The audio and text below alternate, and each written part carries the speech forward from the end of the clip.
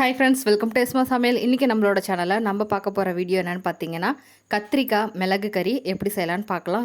ரொம்ப டேஸ்ட்டாக ரொம்ப ஈஸியாகவும் சிம்பிளாகவும் செஞ்சிடலாம். வீட்டில் நம்ம சாதாரணமாக செய்யக்கூடிய ரசம் சாப்பாடு, தயிர் சாப்பாடு, சாம்பார் சாதம்னு எல்லாத்துக்குமே பக்கா மேட்சாக இருக்கும். இன்றைக்கி நான் இந்த ரெசிப்பியை தக்காளி சாப்பாடுக்கு சைட் டிஷ்ஷாக வச்சுருக்கேங்க. ரொம்ப டேஸ்ட்டாக இருந்தது. அதை இன்றைக்கி நம்ம எப்படி செய்யலான்னு பார்க்கலாம் வாங்க. முதல்ல வடசட்டியில் 3 ஸ்பூன் அளவுக்கு எண்ணெய் ஊற்றிக்கலாம். எண்ணெய் நல்லா காஞ்சதுக்கு அப்புறமா ஒரு 1/4 ஸ்பூன் அளவுக்கு சோம்பு, தாளிப்புக்காக ஒரே ஒரு பெரிய வெங்காயம் எடுத்துக்கோங்க. அதை நல்லா ஸ்லைஸ் பண்ணி பொடியாக நறுக்கி போட்டுக்கலாம். கூடவே ஒரு 3 கொத்து அளவுக்கு கருவேப்பிலை போட்டுக்கலாம். அப்போ நமக்கு வாசம் நல்லா இருக்கும். இதை நல்லா மீடியம் ஃப்ளேம்லேயே வச்சுட்டு நல்லா வெங்காயம் வெந்து வர வரைக்கும் வதக்கி விட்டுக்கலாம். வெங்காயம் சீக்கிரம் வதங்கிறதுக்காக கொஞ்சமாக தூளுப்பு சேர்த்துக்கோங்க. தூளுப்பு சேர்த்து வதக்கும் போது நமக்கு வெங்காயம் சீக்கிரமாகவே வதங்கி வந்துடும். ஒரு 5 நிமிஷம் இப்படியே இருக்கட்டும். அதுக்கப்புறமா வெங்காயத்தை நறுக்கி தொட்டு பார்த்திங்கன்னா நல்லா வெந்து வந்திருக்கும்.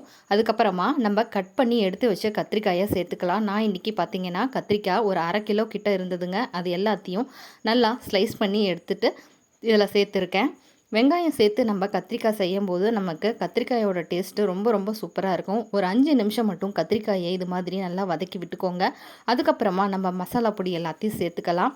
நம்ம ஏற்கனவே கொஞ்சம் தூளுப்பு சேர்த்துருந்தோம் வெங்காயம் சேர்த்தும் போது. இப்போது கத்திரிக்காய்க்கு தேவையான மஞ்சப்பொடி சேர்த்துக்கலாம். மஞ்சப்பொடி சேர்த்துனதுக்கு அப்புறமா மிளகாத்தூள் சேர்த்துக்கோங்க. இன்றைக்கி 1/2 ஸ்பூன் அளவுக்கு மிளகாத்தூள் சேர்த்துருந்தேன்.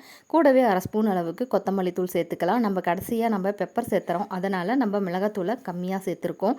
கத்திரிக்காயில் கொஞ்சம் உப்பு சேர்த்துக்கோங்க.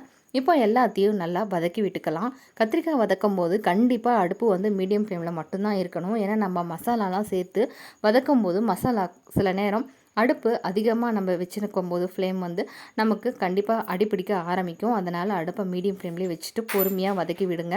நல்லா இது மாதிரி நல்லா சுருண்டு வதங்கி வரணும். இதை ஒரு 5 நிமிஷம் போல் மூடி வச்சுட்டு அப்பப்போ திறந்து இது மாதிரி நல்லா காய் வேகிற வரைக்கும் மிக்ஸ் பண்ணி விட்டுக்கோங்க. இப்போ கடைசியாக நம்ம தேவையான அளவுக்கு மிளகு பொடி சேர்த்துக்கலாம். அதாவது உங்களுக்கு எந்த அளவுக்கு காரம் தேவையோ அந்த அளவுக்கு நீங்கள் மிளகு பொடி சேர்த்துக்கோங்க. மிளகு பொடி சேர்த்துனதுக்கு அப்புறமா நம்ம மென்மையாக எல்லாத்தையும் நல்லா மிக்ஸ் பண்ணி விட்டுக்கலாம். ரொம்ப நம்ம கரண்டியை வச்சு அழுத்தம் கொடுக்காமல் மிக்ஸ் பண்ணணும். இல்லைன்னா நமக்கு ஏற்கனவே வெந்திருக்க கத்திரிக்காய் பார்த்திங்கன்னா நல்லா குழைவாயிரும். இப்போ கடைசியாக நீங்கள் டேஸ்ட்டு பண்ணி பாருங்கள். ஒருவேளை கத்திரிக்காவுக்கு நமக்கு உப்பு கம்மியாக இருக்குது அப்படின்னா இந்த ஸ்டேஜில் கொஞ்சமாக சேர்த்துக்கோங்க. நானும் கூட கொஞ்சம் சேர்த்துருந்தேன். இப்போ நம்மளோட கத்திரிக்காய் பெப்பர் ஃப்ரை ரொம்ப சூப்பராக சுவையாக ரெடி ஆகிடுச்சுங்க. இது சாம்பார் சாதம், தயிர் சாதம், ரசம் சாதம், வெரைட்டி ரைஸ்னு எது கூட சாப்பிட்டாலுமே ரொம்ப டேஸ்ட்டாக இருக்கும். ரொம்ப சிம்பிளாக செய்யக்கூடிய ரெசிப்பியும் கூட. நீங்களும் கண்டிப்பாக உங்கள் வீட்டில் தெரிஞ்சு பார்த்துட்டு உங்களோட கமெண்ட்ஸை மறக்காமல் எனக்கு ஷேர் பண்ணுங்கள். நம்மளோட சேனலில் இருக்க எல்லா வீடியோஸும் பாருங்கள். உங்களுக்கு பிடிச்சிருந்தது அப்படின்னா ப்ளீஸ் லைக் பண்ணுங்கள், ஷேர் பண்ணுங்கள், சப்ஸ்கிரைப் பண்ணுங்கள். சப்ஸ்கிரைப் பண்ணலைன்னா கூட அட்லீஸ்ட் ஒரு லைக் பட்டனையாவது தட்டி விடுங்க. அப்போ தான் மற்றவங்களுக்கும் போய் ரீச் ஆகும். தேங்க்ஸ் ஃபார் வாட்சிங் மை வீடியோ.